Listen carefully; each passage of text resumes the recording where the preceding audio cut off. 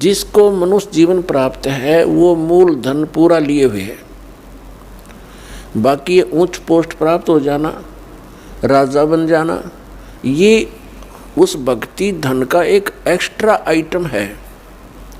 ये केवल दान पुण्य का ही फल है इनका। और मूल पूंजी वो भक्ति वाली वो सबकी मनुष्य जीवन प्राप्त प्राणियों की एक जैसी है, जिनको मनुष्य जीवन मिल गया। चाहे वो रिक्शा चलाता है, चाहे मजदूर है, चाहे सेठ है, और चाहे मंत्री या प्रधानमंत्री है, कोई भी है। भक्ति धन आपका जो है नाम की कमाई वाला धन तो सबका समान है। और रहे पुण्यों का, उन पुण्यों से ये उच्च पोस्ट मिल जाती है। तो कहने का भाव ये है दास का कि जो इस मनुष्य जीवन के इस मूल धन से फिर से अपनी कमाई शुरू कर देता है, परम संत की शरण से उपदेश प्राप्त करके, फिर अपने उस दैनिक कार्य के साथ साथ ये भी एक मजदूरी करता है, तो वो दुगने तिगने और चौगने बना रहा है अपने मूल धन के। अब परमात्मा ने आकर ये ज्ञान दिया है, और यथार्थ ज्ञान को भगवान ही बता सकते हैं, जीव तो अटकल लगाया करते हैं। आप देखिएगा पवित्र चारों वेदों और श्रीमद् भगवद गीता के अंदर जो ज्ञान है वो गॉड गिवन है। और परमेश्वर कबीर जी की वाणी वो गॉड गिवन है, स्वयं परमेश्वर ने आके बोली है। और उन महापुरुषों की वाणी जो परमात्मा से परिचित हुए, जिनको भगवान आकर सीधे मिले, उनको अपने से परिचित करा के वापस छोड़ा, उनकी वाणी भी गॉड गिवन है, क्योंकि उनका अनुभव आँखों देखा है परमात्मा की उन वाणी से भी मेल खाता है। तो इस प्रकार जो 18 पुराण हैं उनको देखिएगा, वो जीव की सोच है। इन ब्रह्मा विष्णु महेश और अन्य ऋषि महर्षियों का अपना ज्ञान अनुभव है, वो वेदों से बहुत कम मेल खाता है। तो इस प्रकार हमने अन्य के अनुभव को अपने भक्ति मार्ग में सहयोग में नहीं लेना है, आधार नहीं मानना है। इस ज्ञान को सुनने के लिए, ज्ञान को समझने के लिए 18 पुराण हमारे लिए एक विशेष सहयोगी हैं, लेकिन भक्ति की विधि के लिए इनका सहयोग हमने बिल्कुल नहीं लेना। और उसमें जो भी भक्ति क्रियाएं बता रखी हैं वो वेदों से नहीं मिलती हैं तो नहीं लेना, उनका पालन नहीं करना हमने, तभी हम सफल होंगे। तो क्या बताते हैं, ये मनुष्य जीवन जब तक आपके पास है तो आप इससे ये लाभ उठा सकते हो। क्या बताया है कि लोहे जैसा ताव जात है, ये काया देश राही, और 3 लोक और भवन चतुर्दश सब जग सौदे आही। जैसे कारीगर लोहे को गर्म करता है, उसको इतना गर्म कर देता है बहुत अधिक, और फिर उसको निकाल कर तुरंत उस पर चोटें लगाता है। गरम गरम लोहे पर चोट लगा करके वो जो वस्तु बनाना चाहता है बना सकता है। लोहे के जरा से भी ठंडा होने के उपरांत उसके ऊपर चाहे पूरे गणने झाड़ ले, चाहे घन मार ले, उसका कोई लाभ नहीं होगा। वो टेढ़ा मेढ़ा बन जाएगा, वो वस्तु नहीं बनेगी जिसके लिए प्रयत्न किया गया था। तो ये मनुष्य जीवन जिसका शांत हो जाएगा, जब तक मनुष्य जीवन है ये लोहा गर्म है, इस पर राम नाम की चोट मार के आप जो बनाना चाहते हो बना सकते हो। जब ये ठंडा हो जाएगा, मृत्यु हो जाएगी, फिर कुछ नहीं हो, चाहे 5-6 इसके श्राद्ध निकालते रहिए, वो तो ठंडा होने के बाद चोट मारनी है। और चाहे उसकी 13वीं करते रहिए, 13वीं 17वीं, वो तो लोहा ठंडा होने के बाद व्यर्थ प्रयत्न कर रहे हो। तो यहाँ क्या बताते हैं, 3 लोक और भवन चतुर्दश सब जग सौदे आही, दुगने तिगने किए चौगने किन्हू मूल गवाही। किसी ने तो दुगने तिगने चौगने कर लिए मनुष्य जीवन से सतभक्ति करके, और किन्होंने मूल का नाश कर लिया, मूल गंवा दिया, यानी मनुष्य जीवन को यही फूफर करके अन्य क्रियाओं में ही व्यर्थ कर गए। उन्होंने मूल धन का नाश कर दिया। अब भक्ति न करने से क्या हानि होगी। नर से तू पशुआ की जय, गद्दा बैल बनाई, ये 56 भोग कहाँ मन मूर्ख, कित कुरडी चरने जाई। पुण्यात्मा, हम मनुष्य जीवन प्राप्त करके उन सभी सुविधाओं को प्राप्त कर लेते हैं जो भगवान मनुष्य जीवन प्राप्त प्राणी को देता है। वो क्यों देता है? इसलिए देता है कि इन सुविधाओं को प्राप्त करके ये भक्ति कर लेगा, अपना कल्याण करा लेगा। जिनको मानव शरीर प्राप्त है वो उनकी ड्रेस अन्य प्राणियों से भिन्न है। ड्रेस मीन आपका ये शरीर, ये बॉडी, ये ड्रेस है, एक पोशाक है आपकी, ये स्टूडेंट की है। और जो स्टूडेंट, जो विद्यार्थी अपना उद्देश्य को पूरा ना करके, पढ़ाई ना करके सिनेमा देखता है, गेम देखता है, बाहर बकवाद करता है, तो फिर क्या होगा? वो अपना जीवन नाश कर रहा है, वो अपने उद्देश्य से भटक चुका है। और फिर क्या बनेगा? वो मजदूर लगेगा और कहीं मिट्टी ढोएगा, रिक्शा चलाएगा, पल्लेदारी करेगा। जिस उद्देश्य से वो विद्यालय में गया था उससे चूक गया, वो लाभ प्राप्त नहीं कर सका। ठीक इसी प्रकार आप जी, जिनको भी मानव शरीर प्राप्त है, चाहे वो रिक्शा चालक है, चाहे कोई मजदूर है, चाहे कोई धनी व्यक्ति है, चाहे अधिकारी कर्मचारी है, या कोई मंत्री, प्रधानमंत्री, मुख्यमंत्री, राष्ट्रपति है, ये सब स्टूडेंट हैं। और जो ये भक्ति साधना नहीं कर रहे वो अपने उद्देश्य से भटक चुके हैं। माता पिता से प्राप्त उस धन का वो दुरुपयोग कर रहे हैं। हमारा माता पिता कौन है? कबीर भगवान। उसने हमें ये पूंजी दे करके आपको फ्री कर रखा है। जैसे बच्चे को माता पिता 15-16 वर्ष तक बिल्कुल फ्री कर देते हैं, बढ़िया कपड़े देते हैं, बढ़िया खाना देते हैं, कोई काम भी नहीं लेते हैं, पैसे भी खूब खर्च करते हैं, तुम किसी प्रकार अपना उद्धार करवाओ, अपनी शिक्षा पूरी कर लो। तो पुण्यात्माओं, परमात्मा ने आपको वो धन देकर यहाँ एक विशेष ड्रेस पर रखी है। इसमें विशेष सुविधाएं हैं जिससे आप भक्ति कर सकते हो। बच्चे को इसलिए सुविधा दी जाती है, विद्यार्थी को, कि इन सुविधाओं को प्राप्त करके ही वो पढ़ाई कर सकता है, तभी सफल हो सकता है। तो आप जी को परमात्मा ने ऐसी सुविधाएं दी है, खाने के लिए सुंदर अन्न, फल, आहार, काजू किस्म, सेब, संतरे, दूध, दही और सद्बुद्धि दे रखी। मकान झोपड़ी घालो, प्राकृतिक आपदाओं से बचने के लिए भूख लगे जब भोजन खा लो, प्यास लगे जब जल पी लो, सब उपलब्ध है। उसके साधन बता दिए, जल ऐसे मिलता है। और फिर करना क्या था? बस बच्चे पैदा करो, इनको ब्याहो, इनको बस पाल पोस दो, फिर मर जाओ। क्या यही काम था इसका? ये तो पशु पक्षी भी कर रहे हैं। इसके साथ साथ एक अनिवार्य कार्य था जिसका हमें पता चलकर भी हम इस पर नहीं चल सके, क्योंकि संत साधु जन जितने हैं वो बताते हैं, समझाते भी हैं, लेकिन उनके वचन में शक्ति नहीं, उनके पास वो पावर नहीं, उनके पास वो भक्ति मंत्र नहीं जिसे प्राप्त करके प्राणी फिर आगे इस मार्ग को आगे चल सके। जिस कारण से अब मानो नास्तिकता की ओर बढ़ रहा है। तो मनुष्य जीवन आपको प्राप्त हुआ, इसकी उपलब्धि ना करने से, भक्ति ना करने से फिर क्या होगा? नर से तीतू पशुआ की जय गद्दा बैल बनाई, ये 56 भोग कहाँ मन बोरे, कहीं कुरडी चरने जाई। पुण्यात्माओं, जब तक हम सत्संग नहीं सुनते तब तक हमारे ऊपर इस काल के माया रूपी भांग का घना नशा होता है। कबीर साहब कहते हैं, कबीर ये माया अटपटी सब गट आण अड़ी, और किस किस ने समझाऊं या कुएं भांग पड़ी। जिस संसार में हम रह रहे हैं यहाँ प्रत्येक व्यक्ति के एक ही विचार हैं और एक जैसे ही उसकी गाइडलाइन होती है। अपने बच्चे को शिक्षा के लिए भेजते हैं तो भी उद्देश्य यही बताते हैं कि तेरा रोजगार ठीक हो जाएगा। यानी जो भी ट्रेनिंग हमें मिलती है, रोजी रोटी और कपड़ा और कोठी, इनके बनाने की ही मिलती है। तो उस समाज में रह कर के आप अपना उद्देश्य भूल चुके हो। सत्संग में आने से कुछ समय आपको भगवान देता है, निश्चिंत होकर सत्संग सुनते हो और बहन भाइयों से मिलते हो, उनसे भी आपको फिर धीरे धीरे ये ज्ञान सुनने को मिलता है, तो आपकी रुचि बन जाती है।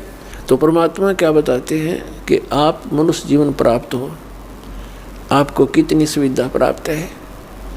जब भूख लगती है खाना खा लेते हो, प्यास लगती है पानी पी लेते हो, गर्मी सर्दी से बचने के लिए मकान बना लिए। ये वैसे मकानों की आवश्यकता हमने इतनी चाहिए थी कि आवश्यकता से अधिक ना बनाए इनको। ये हमारा भक्ति बाधक है। जो भक्ति करना चाहते हैं, मोक्ष कराना चाहते हैं, तो उनको इन सब नियमों को फॉलो करना पड़ेगा जो बताए जाते हैं, क्योंकि वो भक्ति में बाधक है। और जो भक्ति बाधक है आप उनको भी साथ लेकर चल रहे हो, तो आप ऐसा कर रहे हो जैसे किसी पशु के गल में लठ बांध दिया करते सा मोटा रस्से में गाल के। अब वो चल नहीं सकता उस स्पीड से जैसे उसे चलना चाहिए, चला गट्टियाँ पर लग गए। तो आप जी इन मर्यादाओं को पालन ना करके और भक्ति रूपी मार्ग पर चलने की चेष्टा करोगे, आप नहीं सफल हो सकते। तो इसलिए हमने ज्ञान के आधार से इन बुराइयों को, इन कुरीतियों को और सांसारिक परंपराओं को भी त्यागना पड़ेगा, तब हम इसमें सफल होंगे। फिर अपनी बड़ी स्पीड से चलेंगे।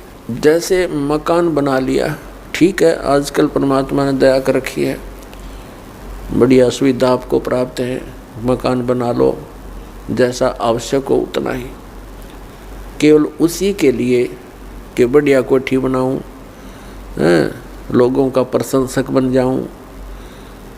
ये हमारी अपनी सोच होती है, अध्यात्म मार्ग नहीं है।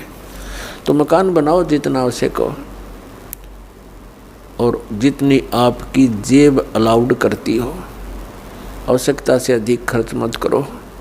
हमारे पूर्वज आपने देखे होंगे, हमने तो खूब याद है, झोंपड़ियों में टाइम पास करके कई पीढ़ी, उनका तो इतना काम है, एक चारपाई डालनी आपने, चाहे 10 कमरों का मकान है आपका, एक कमरे में एक कोने में 3 बाई 7 फुट की जगह चाहिए आपने। घुटने तो घुड़िया तो मोकली है कि कबीर साहब तक कहते हैं घर तो 3.5 हाथ और गढ़ा तो 4.25 है। कहे कबीर अधिका बना, अधिका कहे उसको नहीं विचार।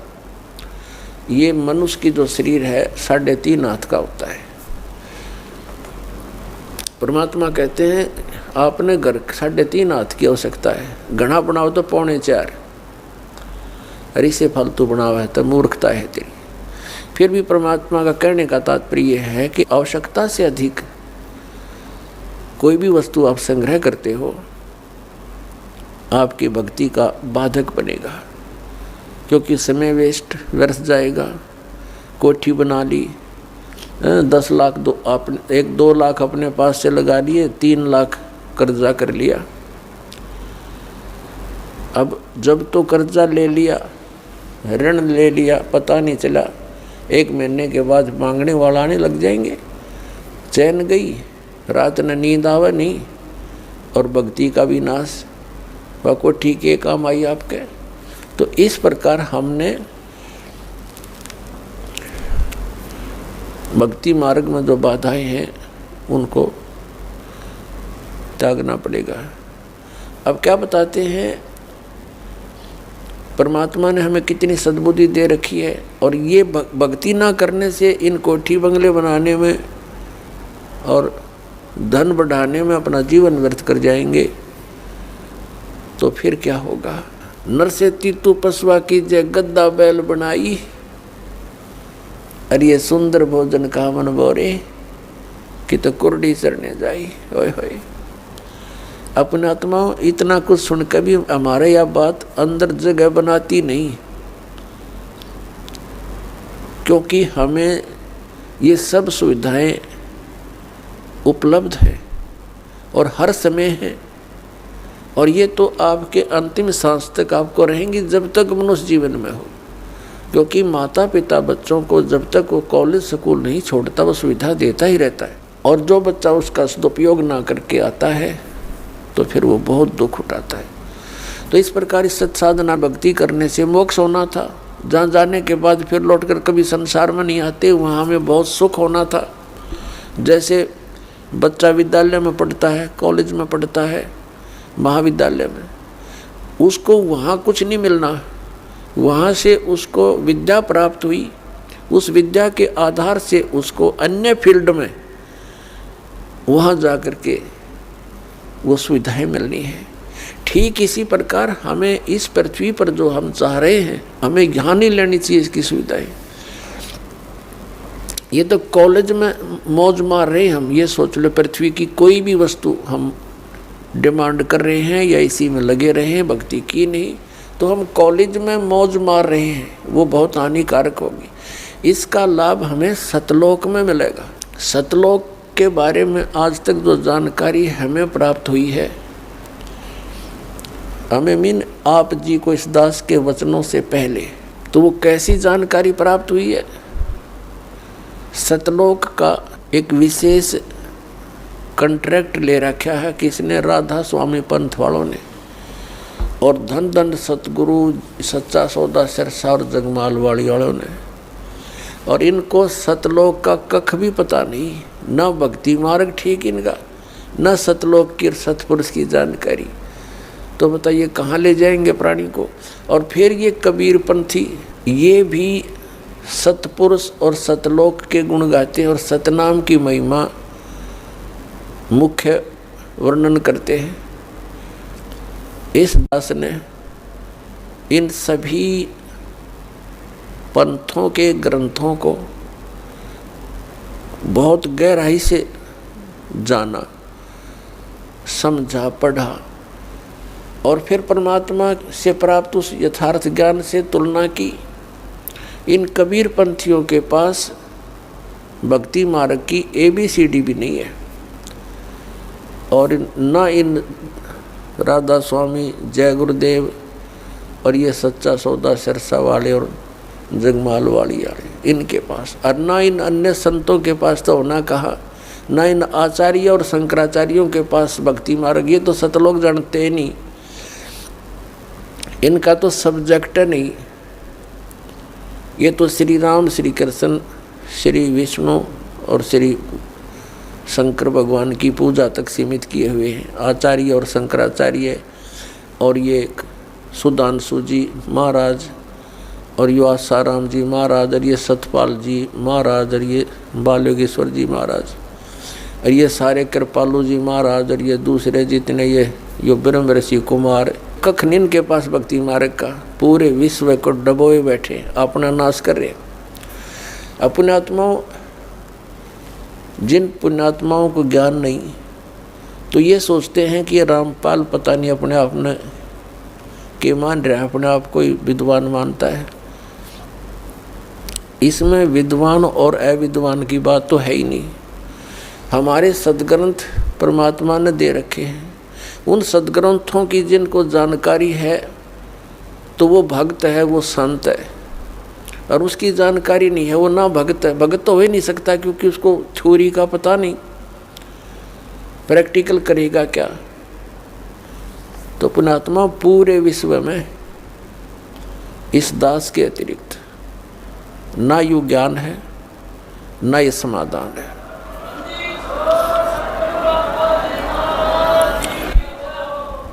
ये वचन प्रथम बार कोई सुनता है तो उसको खटकते हैं, लेकिन समय आने पर ये अच्छे भी लगेंगे, मीठे लगेंगे। एक बार परमेश्वर कबीर जी ने गोरखनाथ जी से वार्ता करते समय कहा था कि गोरखनाथ मैं सबन का गुरुआ।